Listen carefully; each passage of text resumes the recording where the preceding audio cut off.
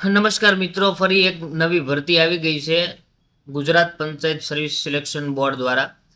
તો તેમના વિશેની જે માહિતી છે તે આપણે આ વિડીયોમાં મેળવવાના છીએ, તો વિડીયો છેલ્લે સુધી જુઓ. ભરતીના નામની વાત કરીએ આપણે તો ફિમેલ હેલ્થ વર્કર વર્ગ 3ની જે ભરતી છે Gujarat panchayat service selection board દ્વારા લેવામાં આવનાર છે તેમના વિશેની સંપૂર્ણ માહિતી આપણને જોવા મળશે.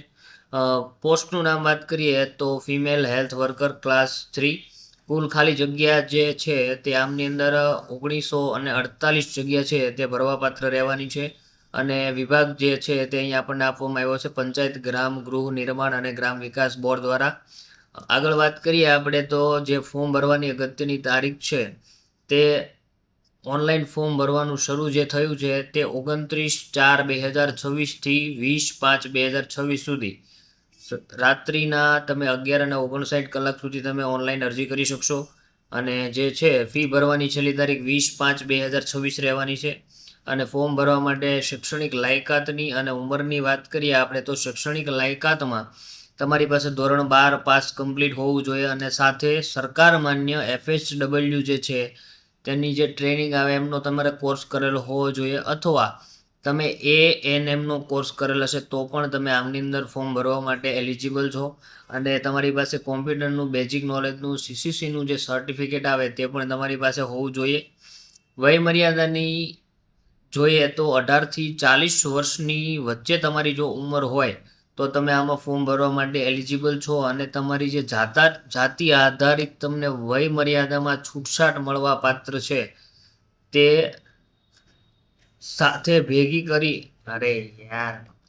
શૈક્ષણિક લાયકાત અને ઉંમર મર્યાદાની આપણે વાત કરીએ તો તમારે આ ફોર્મ ભરવા માટે ધોરણ 12 પાસ હોવું જરૂરી છે અને સાથે તમારી પાસે FHWનો કોર્સ આવે તે કરેલો હોવો જોઈએ, અથવા તમે ANMનો કોર્સ કરેલો હશે તો પણ તમે આમની અંદર ઓનલાઈન ફોર્મ ભરી શકશો. અને તમારી પાસે કોમ્પ્યુટર નોલેજનું જે સર્ટિફિકેટ આવે છે CCCનું તે તમારી સાથે હોવું જોઈએ. અને ઉંમર મર્યાદા જોઈએ તો 18 થી 40 વર્ષ વચ્ચેની જો તમારી ઉંમર હોય તો તમે આમની અંદર ફોર્મ ભરવા માટે એલિજિબલ છો.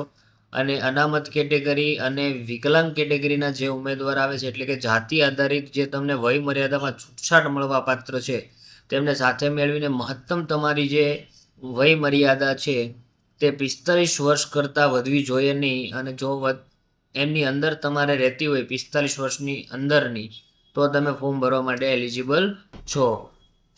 પરીક્ષા ફીની વાત કરીએ તો પરીક્ષા ફીમાં જનરલ કેટેગરીના જે ઉમેદવાર છે તેમને ₹100 પ્લસ સર્વિસ ચાર્જ જે છે તે તમારે ઓનલાઈન એપ્લિકેશન કર્યા બાદ ભરવાનો રહેશે.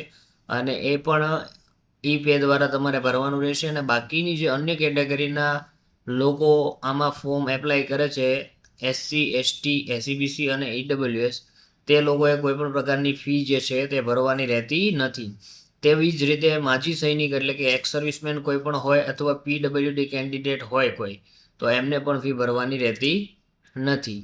પછી પસંદગી પ્રક્રિયાની વાત કરીએ તો આમની અંદર તમારે 200 માર્ક્સનું જે છે તે પેપર રહેવાનું છે, CBRT બેઝ અથવા OMR.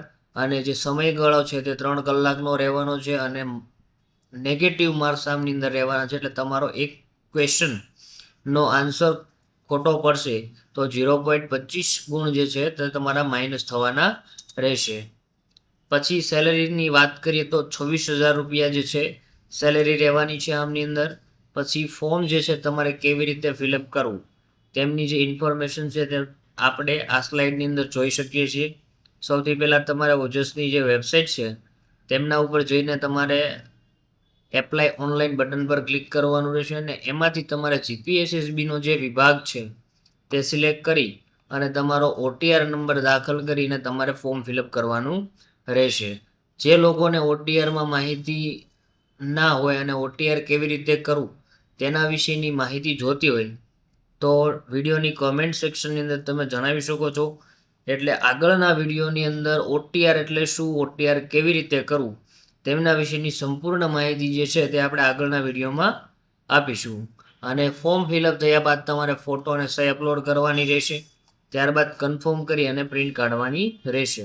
અને જે જનરલ કેટેગરીના ઉમેદવાર છે તેમને ફી ભરવાની રહેશે. થોડી અગત્યની સૂચનાઓ, જે લોકોને ફોર્મ ભરવાનું છે તે ફોર્મ ભરવાની જે છેલ્લી તારીખ હોય તેમના પહેલાં ફોર્મ ભરી દે, કારણ કે જ્યારે લાસ્ટ દિવસોની અંદર ફોર્મ તમે ફિલઅપ કરો છો ત્યારે વેબસાઇટનો ઇસ્યુ રહેતો હોય છે અને જે લોકો અરજી કરે છે એમને ફી ભરવાની જે છે આવતી હોય, જનરલ કેટેગરીના ઉમેદવારો ફી ભરવાની બાકી ના રહે, ખાસ ધ્યાનમાં લેવું. અને જો કોઈ કેન્ડિડેટ એક કરતાં વધારે અરજી કરી નાખે ભૂલથી, તો એમની જે લાસ્ટ અરજી છે, છેલ્લે જે અરજી કરેલી, તે જ અરજીને માન્ય ગણવામાં આવશે. આગળની અરજી જે હશે તે ઓટોમેટિકલી કેન્સલ થઈ જશે. એ વસ્તુને ખાસ ધ્યાનમાં લેવી અને બને ત્યાં સુધી એક કરતાં વધારે અરજી ના થાય એનું ધ્યાન રાખવું. અને જો કોઈ કારણોસર કરવી પડે એમ હોય તો લાસ્ટ અરજી જે હશે એ જ તમારી માન્ય રહેશે. આગળની અરજી ઓટોમેટિકલી કેન્સલ થઈ જશે. આ પ્રકારની જે વિડીયોમાં અપડેટ્સ તમને મળે છે એવી અપડેટ્સ તમે મેળવવા માંગતા હોય તો ખાસ અને ખાસ ચેનલને સબસ્ક્રાઈબ, લાઇક કરવાનું ભૂલશો નહીં. અને જો તમારા કોઈ સાથી મિત્રોએ FHW અથવા ANMનો કોર્સ કરેલો તેમના સુધી આ વિડીયો પહોંચાડો, એટલે એમને પણ ખ્યાલ પડે કે કેવી રીતે છે તમારે ફોર્મ ભરી શકાય એમ છે અને એમને ભરતી વિશેની માહિતી મળી રહે. તો જે લોકોને ફોર્મ ભરવાનું હોય તે અહીંયા નીચે વેબસાઇટ જોઈ શકે છે. એપ્લાય નાઉ ઓન નીચે લખ્યું છે coachos.gujarat.government.in. આ વેબસાઇટ ઉપર જઈ અને તમે ફોર્મ ફિલઅપ કરી શકો છો. જો કોઈને ફોર્મ ભરવામાં કંઈ ઇસ્યુ આવતો હોય તો તે કોમેન્ટ સેક્શનમાં જણાવી શકો છો. જય ભારત, જય હિન્દ, વંદે માતરમ.